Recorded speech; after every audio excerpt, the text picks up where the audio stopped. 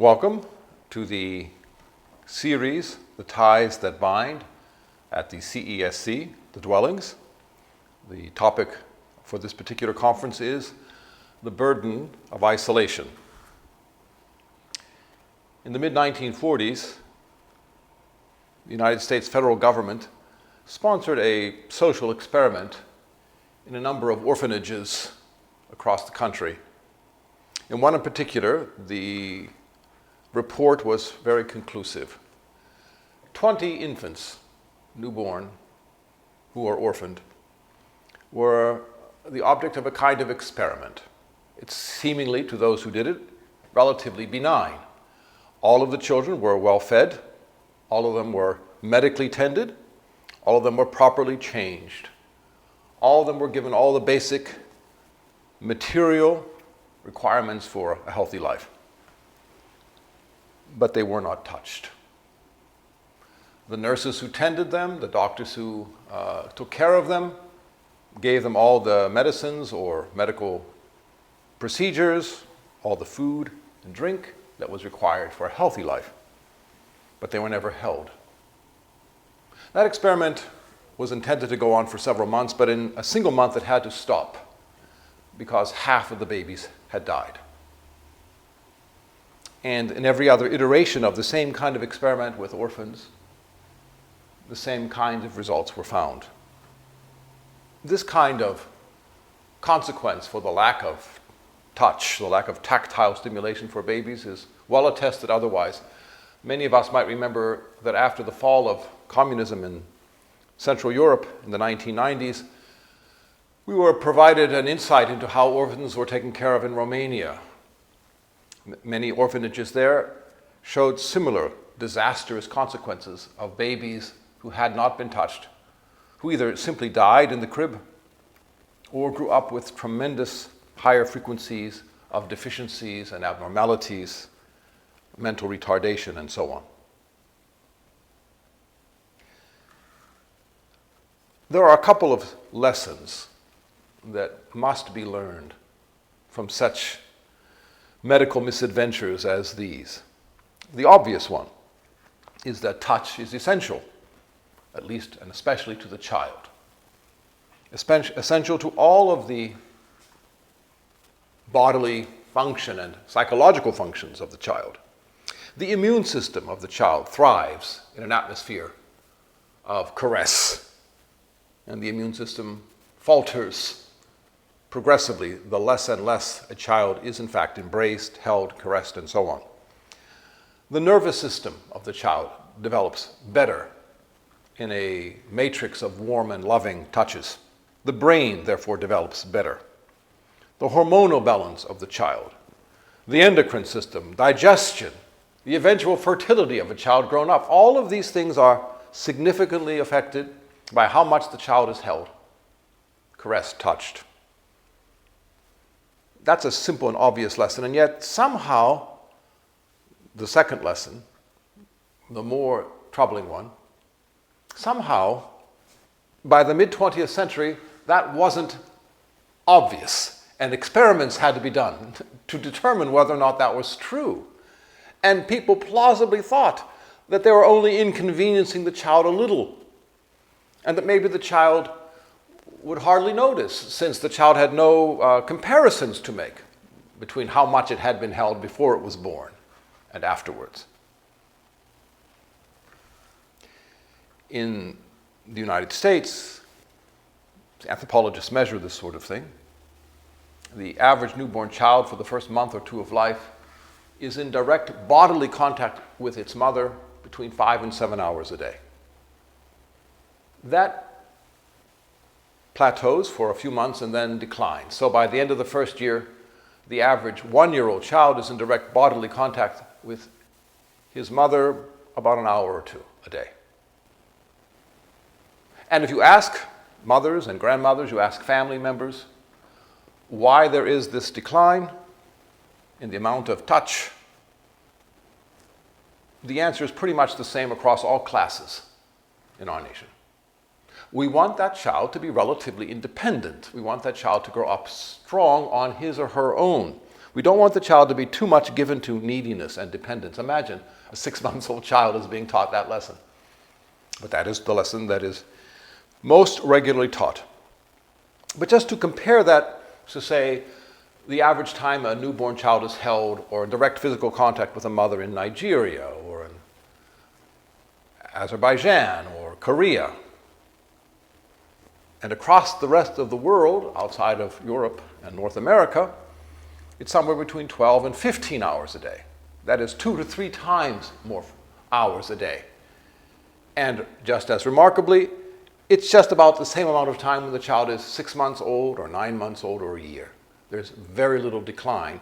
So that in such societies as these, that child is always on the mother's hip, at the mother's breast, on the mother's back, carried by the mother or by the elder sister or by the grandmother or even by fathers and brothers. That child is in direct physical contact almost all the hours of all the day and laying by someone at his or her side all night long. That's an astonishing divergence of human practice. Clearly, for our species, these things are not hardwired and instinctual. They are culturally provided. They are taught from one generation to the next, and we have been teaching more and more to detach and to distance. The consequences to the immune system, the nervous system, brain development, hormonal levels, eventual fertility are inestimable. But the psychological consequences are fairly obvious. A lot of people roaming around, hesitant, anxious, fitful, afraid of social engagements, and when they actually make such physical proximity to another, they do so haltingly, nervously, and sometimes and very often exploitatively and abusively. They don't know how to trust themselves to them on the one hand, and when they do, they often do so errantly on the other. This is a cultural condition that fairly well describes our society, and I think every one of us individually know it, and are relatively surprised to know that outside of the Western gambit of societies, entirely different kinds of mentalities and physiologies obtain.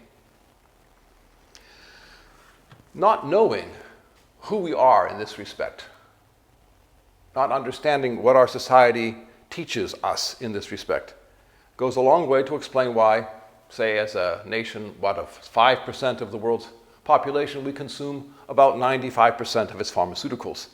Most of those pharmaceuticals going close to the fact that we are anxious and nervous and fitful. We are depressed and isolated and stress-filled. All of those psychological conditions exacerbate all of our medical conditions, are either the cause or the worsening of all of our medical conditions, and all of them tend to make us a very unhappy people. When we engage in relations which are tactile, as I said, they are often exploitative or abusive, often deceptive and manipulative, because we don't have a basis for them that was learned in the earliest weeks and months of our life. Because these things are learned on the affect, they're learned viscerally, they're learned bodily. We know how to ride a bicycle not because we can do the math of physics and balance when we get on top of the bicycle seat. We learn how to ride a bicycle because we learned when we were very young. And it's hardwired in there by now. And as they say, you never quite forget how to ride a bicycle, no matter how old you get. This kind of social engagement, which is at once comfortable with oneself and available and open to the good of the other, is something that is also learned relatively young. Or, if not then learned, not very well learned thereafter. Like learning a second language. If one learns to speak French at the age of 5 or German at the age of 7, one will probably have that second language relatively available at the age of 50. It comes back. But if one doesn't learn a second language in second grade or third, if one thinks that one can learn the second language in high school, then what we usually get in the United States is you learn 7 primary colors, how to count to 10, and where is the bathroom, and then everything else is forgotten because it's too late to rewire the mental apparatus of the human brain for language acquisition that late in the day. These things must be taught relatively young. There is a word in The Judeo-Christian tradition, and specifically in the New Testament tradition, which is worthy of remembering at this point, the Christian faith found itself to be Eucharistic. For the last several millennia, the Eucharistic center of the faith was made the primary act of its worship. Of course, the word Eucharist means thanksgiving, but if you break it down into the two component Greek words, it means eu, good, charis, the good touch. Eucharist means the good touch. And the reason why it means thanksgiving is because if you have ever been touched in a good way, you immediately and reflexively know what thanksgiving is. It's not a duty that you have to remember to say thank you because someone gave you a gift. It's a relief. It's a spontaneous act of gratitude. You are present to me, intimate to me, and that touch of yours gives me thanksgiving. So the idea that the ultimate source of life, divine life, could even be intimate to us is an affirmation of the body as well as the mind, an affirmation of the bond as much as it is the virtues of a soul. The bond reinforced by the good touch is what makes family life possible, certainly marriage. Everything which is good in humanity, everything which is best in the expression of our humanity socially, is reinforced, if not created, by the possibility of a good touch. In this context, we should examine how we live nowadays in any particular setting where we are stationed. I'm thinking of the CESC, the tiny house community where I live, and this is late in the day. I think the average age is somewhere around 50. It's late in the day to be learning new skill sets regarding human relationship building and intimacies, but at least one should know the meaning of one's poverty. And at least when one knows that, one has a certain dignity, and one doesn't have to be desperate and grasping. Or worse, one doesn't have to be isolating and insulating and closing the door and shutting the windows and pulling back the curtains for fear. One should know that perhaps one has not been able to enjoy the widest, fullest range of human engagement and discourse, but at least in knowing that one can make those tentative moves which are authentic, which are genuine, in the second language acquisition of friendship that comes later in the day but still is better than not speaking at all. That is the most important single second chance any of us can take. And by taking it, a whole host of other chances open up to us. Sigmund Freud might not be the most widely quoted psychologist nowadays. Like many of the great 19th century founders of our culture, he has been precedented by later, better voices. But there is at least one insight of Sigmund Freud that nobody really doubts. That the child we were is alive in the adult we are.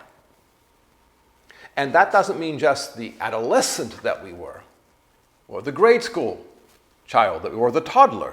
But the younger the child is, the more alive we are now to the consequence of that child alive in us.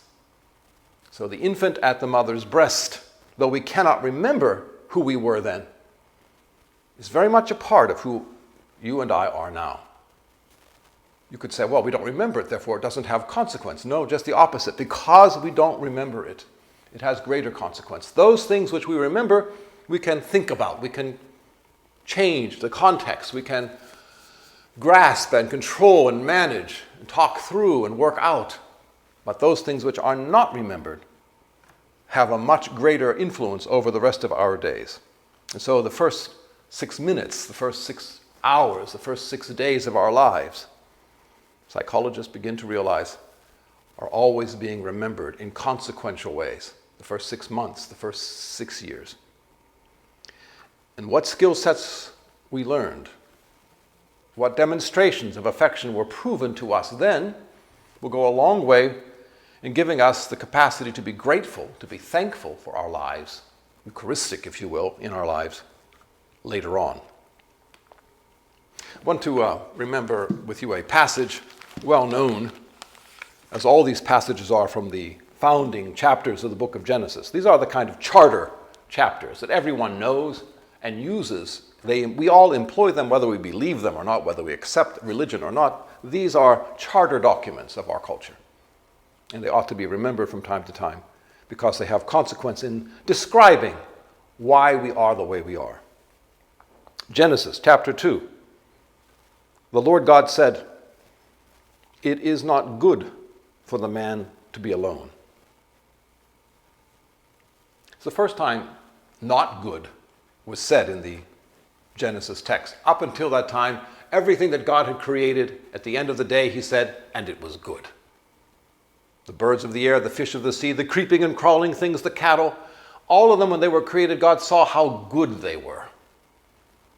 But for the first time, "not good" is described. And it is not something that God created per se that is not good. It is something absent from creation that is not good. Something that has not yet developed. Something which was perhaps going to come, as we see it will come, but not yet present. And by not yet being present, that is, the presence of one to the other, by not being yet present at this moment in the Genesis story, there is something that is not quite good enough. Not good as all other things had been. The creeping things, the cattle, the birds, and the fish, after all, they have their completeness by instinct. They are a closed system of goodness. Whatever their emotional lives may be, whatever their relational lives may be, whatever their physical lives may be, they are complete in themselves. But when God looked at Adam in the garden, he said, "Not good, not complete in himself. More must be done." But what must be done from here is not entirely given to God to do. We will see the text. "It is not good for the man to be alone," God said. "I will make a suitable partner for him." So it's the partnership that completes him. But remember, God only makes the partner. He doesn't make the partnership. The man and the woman will do that. The two who make the bond must make the partnership. God will provide, as it were, the raw materials. So the Lord God formed out of the ground various wild animals and birds of the air, and he brought them to the man to see what he would call them. Whatever the man called each of them would be its name. It's interesting. God had already created, according to the text, the birds of the air, the fish of the sea before this. And yet he, as it were, created them again to present them to the man. And that's kind of true. What animals are in and of themselves and on their own, we have almost no idea. Animals only are what they appear to us to be. We can't imagine the mind of the lion and the lioness. We can't imagine the life, the social life of the hyena. We can't imagine what it is to be the birds in the nest, rock escarpment of eagles. We can't think how it feels to be one of them. They are different continents, different planets to us. But they are presented to us on second thought. And that's how the book describes it. They are presented to Adam to see what he will call them. And so we have our own little zoology in our mind, our bestiary of foxes being clever, and birds being free, and bears being threatening. We have our own, and lions being noble, and eagles having great dignity. And we have a whole menagerie of animals with all of the immediate human consequences that animals have. And so colleges have their mascots, teams, which are animals, and we feel connected to them in some way. But it is the connecting of them to us which makes them even knowable to us. How they are in and of themselves is unknowable. So the Lord God provides the man this tableau, this table of all the creatures, great and small. The man gives names to them. But none of them, according to the text, none of these animals prove to be the suitable partner for the man. So while a pet is a lovely thing, there's more engagement from us that is expected to make us good, to make us rounded. To round out the project of our humanity, it's going to have to be more than a puppy, good as they may be. So the Lord God cast a deep sleep on the man. And while he was asleep, he took out one of his ribs and closed up the place with flesh. Whatever the mechanism is by which we partner with another, we can't know it. We are asleep. The Hebrew word tardema means coma. It's a very deep sleep. We can't get to the bottom of it. We cannot fathom. God forbid, right, that you wake up in the middle of surgery. Adam didn't. His rib was being removed, and he didn't feel a thing. It was surgically done, skillfully. But part of him was removed. He was wounded. It's an oddest thing, isn't it? You listen to love songs on the radio. I do. And most of the songs involve a discovery of a wound. I want you, I need you, I can't live without you, baby, I'm nothing without your love. Well, that's interesting because a minute before he met her, he was getting along just fine. He had a job, he was making his way in the world, he had ambition, he was even writing music, and yet when he met her, in this case, he realizes he's nothing somehow. He's useless. He can't even live without her. I would think if I were her, if I were she, I would think, why do I want you? You can't even live without me. What kind of gift can you give to make my life worthwhile? It's an odd thing, the mutual woundedness that people have when they discover their partners. But I can't explain it because, you see, we were sleeping when it happened. I don't know how this wound is actually given to us. He took out one of his ribs, closed up the place with flesh. This was accepted for thousands of years as a medical fact. In the earliest anatomy textbooks, men were drawn anatomically as having one less rib than women because no one ever bothered to count them. It was just assumed that we had one less because, well, maybe Adam had one less, but why did the rest of us? I don't know. It was just assumed that we were all versions of Adam, and since he was missing one, we should be missing them too, men.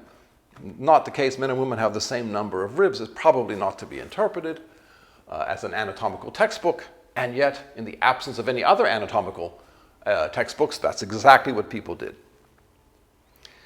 The Lord built up from the rib a woman that he had taken from the man. When he brought her to the man said, "This one at last, bone of my bones, flesh of my flesh.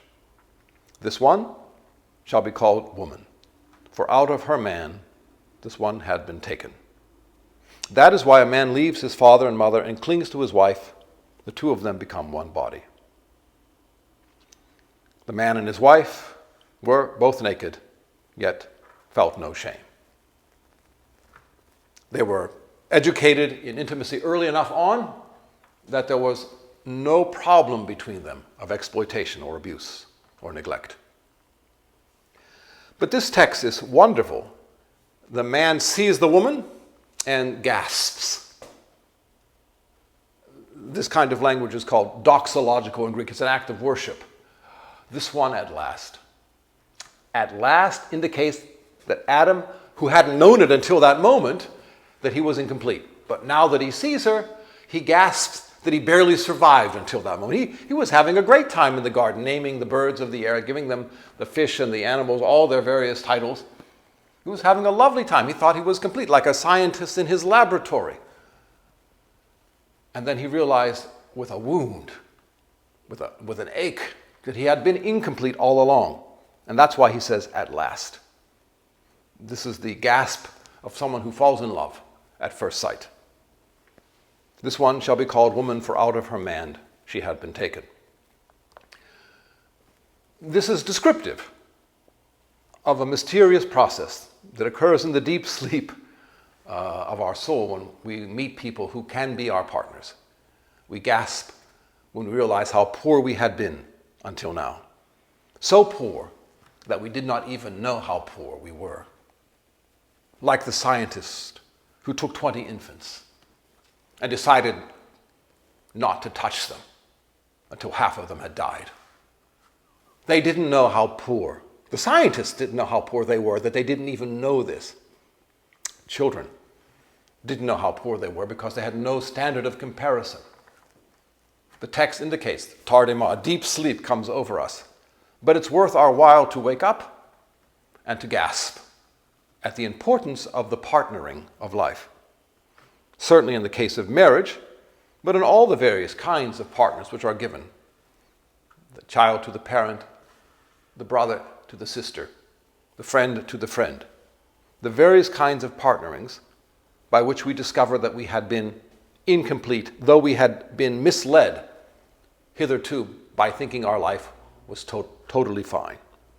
It says here, that's why a man leaves his father and mother and clings to his wife, and the two become one. Actually, what is described here was not the case when the text was written. This is kind of a curiosity as an anthropologist. Almost all texts are charters of the culture in which they were written. That is, they justify, they rationalize, they validate the society which produces that document. But in this case, a kinship pattern, a marriage pattern is described which was not then practiced by the Hebrew people and not by any people in the world at that time. That a man will leave his father and mother and take a wife, and they will make their own home together. In sociological jargon, that's called neonatalism. No, it's not that is called neolocality, a new location for the husband and wife. In Israel, amongst the Hebrews, as well as the Semites in general, amongst all the peoples of the ancient Near East, most of the peoples in this world practice patrilocality, that a woman leaves her father and mother and joins herself to his house. Not his new house that he's building for her, but his father's house. That's the great majority of human practice, that she becomes part of his lineage. The reason that women are treated in many cultures, seemingly to us, so second class, is not because womankind in general are regarded as inferior, but because a woman leaves her status and joins herself like a new child to his family. And so she has the status of the last newest member when she gets married. Therefore, she is under everyone else's authority. The only people who will be under her authority are her children, who come later than she did into his house. It's about first come, first serve. It's about temporal succession of power. In a few societies, a man leaves his father and mother and joins himself to her mother and her father, her house. But in no society in the world, in the 6th century BC, did a man and a woman leave their parents and make their own house on their own, independent of either parent's authority. That only happened in the 1st century AD. That happened because Christians found themselves marrying into pagan families, and the pagan overlord father said to the Christian wife, or the Christian husband in some cases, you will practice the religion of our family. It's a pagan religion. We're dedicated to Venus or Mars or Zeus or something. Our family has altars dedicated to Neptune. You must worship the ancestors, etc. And the Christian will say, well, actually, no, I don't do that. I have this monotheistic thing going on, and while I can marry Gentiles, I can marry pagans, I can't follow. And since that created so much, some of the earliest martyrs in Christianity were martyred precisely for that reason. They would not worship at their husbands' altars. And so the rule for the church became, a man, following this text that nobody had followed until then, a man shall leave his father and mother, and the two shall make their own new place, their own new house, their own new. So that gave to the bond the primacy of all institutions. The bond of a father and a mother over their children is the primary institution of the society which followed from such a text as this. As I said, it's kind of a charter. But the point is, whether or not we're talking about marriage as foundation to life, the partnership should be a primary thing. The loyalty of love to love should have a greater interest to us, a more profound investment from us than our future incomes, our future insurance security. It should have a greater influence over us than the secondary rules and regulations that govern the workplace or that govern our affiliations for sports teams, our loyalty to municipalities. Bonds above all. When my grandfather described to me the terrors of the First World War in the trenches, he never stopped with describing how awful the mustard gas was or the mud. He always ended by saying how wonderful was the bond. of his bodies and he in the trenches. That the most godless place should be at the same time the most godly. So if we are here in a setting where we're looking for second chances of life, we are looking to recover from earlier problems, we should look no further than the tip of our fingertip. Who may I affirm? Who may I touch, as it were, at least with grace? Grace is another word for charis in Greek. Grace meaning touch. Who may I reach today to affirm? Even if it's in the relatively hobbled form of affirmations that come from lifetimes lived too much isolated. That is the only direction to go. And the power of grace, if there be such a thing, is that it reaches even in these halting gestures.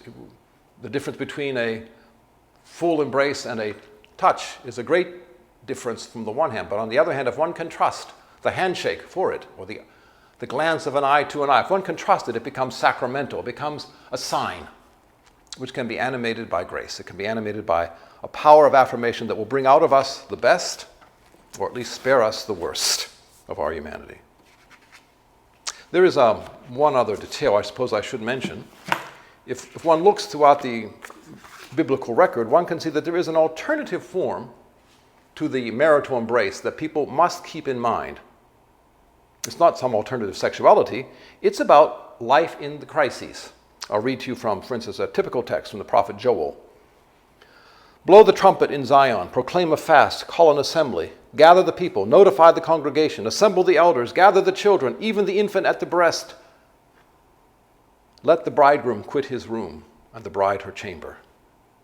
Between the porch and the altar, let the priests and ministers weep. Spare, O Lord, your people. In other words, at the time of war, at the time of crises, the bridegroom might quit her bridal chamber. The bridegroom quit his room. Now is the time in the crises for everyone to assemble in an alternative form of social intimacy. The intimacy of life's deepest meaning and greatest security, the bonding together in honest relationships to rise above a challenge that otherwise could be death-dealing. As I said, this kind of passage is strewn throughout the Old and New Testaments. This is a passage, by the way, which is quoted at the Feast of Pentecost, that whether we're living in an actual time of war, we should all know that we are always living on the edge of a crisis. Maybe one or the other of us have passed through a horrific crisis already in life. Many people needing second chances have. Might as well have been war, might as well have been the trenches. And we know lots of people over the course of a lifetime who have similarly passed through such crises. In those kinds of crises, the partnerships that we must be making are every bit as important as the honeymoon on the day of the marriage. The partners we reach out to, the ones we touch with a sacramental kindness, is just as important as any other intimacy by which children are begotten in this world. This is the kind of wisdom which is largely forgotten for the same reason that we are able to leave infants die in medical experiments without the affections of intimacy, without touch. But we mustn't be so alienated anymore. We must come home to the reality of our bodies as instrumental of the affections of our souls and the realization of our life's deepest meaning. Thank you.